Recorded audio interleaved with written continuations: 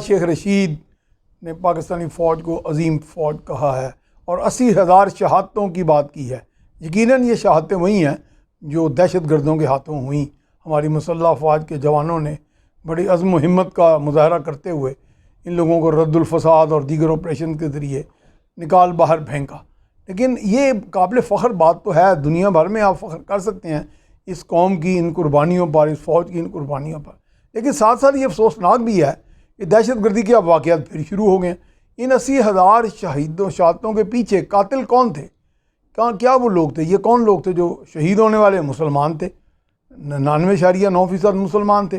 اور مارنے والے کون تھے؟ ٹی ٹی پی یا دیگر اس طرح کے، اور پی پی پی یا جو بھی کہہ لیں۔ پی پی پی تو خیر میرے منہ سے نکل گیا، کہنے کا مقصد ہے کسی طرح کی دہشت گرد ملیٹنٹ تنظیمیں جو خود کو دنیا کا سب سے بڑا مسلمان ہونے کا دعویٰ۔ تو ہوا کیا؟